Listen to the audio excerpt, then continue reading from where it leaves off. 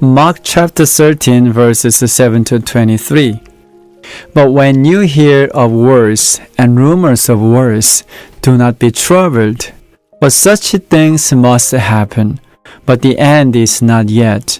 For nation will rise against nation, and kingdom against kingdom, and there will be earthquake in various places, and there will be famines and troubles. And these are the beginnings of sorrow.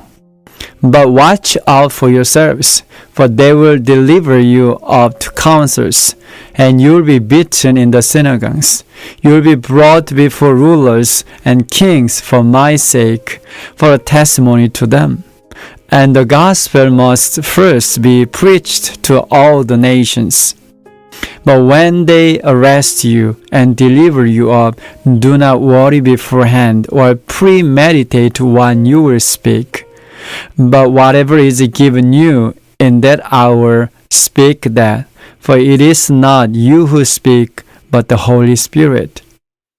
Now brother will betray brother to death, and a father his child, and children will rise up against parents and cause them to be put to death. And you will be hated by all for my name's sake. But he who endures to the end shall be saved. So when you see the abomination of desolation spoken of by Daniel the prophet, standing where it ought not, let the reader understand. Then let those who are in Judea flee to the mountains. Let him who is in the housetop not go down into the house, nor enter to take anything out of his house. And let him who is in the field not go back to get his clothes. But all to those who are pregnant and to those who are nursing babies in those days. And pray that your flight may not be in winter. For in those days there will be tribulation, such as has not been since the beginning of the creation, which God created until this time, nor ever shall be. And unless the Lord had shortened those days, no flesh would be saved. But for the elect's sake, whom he chose, he shortened the days. Then if anyone says to you, look, here is the Christ, or look, he is there, do not believe it.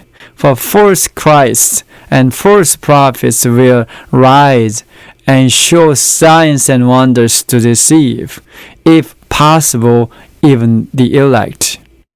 But take heed, see, I have told you all things beforehand. The great tribulation before the destruction of Jerusalem and before the end of the earth was foretold.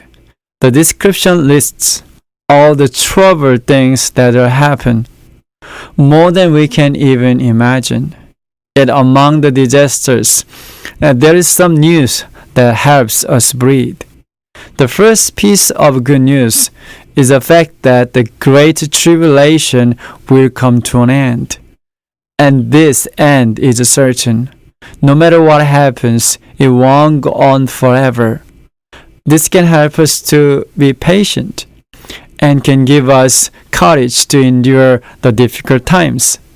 Jesus wanted us to know what would happen so that we could make it through the tribulation. When he returns, all pain, suffering, disease, financial crisis, broken hearts, and everything else that makes us ache will be ended. The other good news is that we are not left alone in our tribulation. The Holy Spirit will be our guide. He will lead us along the right path.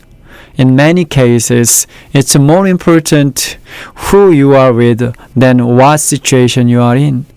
David wrote in Psalm 23, "Though I walk through the valley of the shadow of death, I will fear no evil, for you are with me. Your rod and your staff, They comfort me. He trusted that nothing could harm him if he were with his Lord. No matter how dreadful the tribulation was, the early Christians did not have to fear because the Holy Spirit was their guide.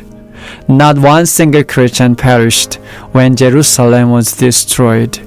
They were all saved. It will be exactly like this when Jesus comes again. We will be guided to heaven and arrive safely at our eternal home. Are you in great trouble?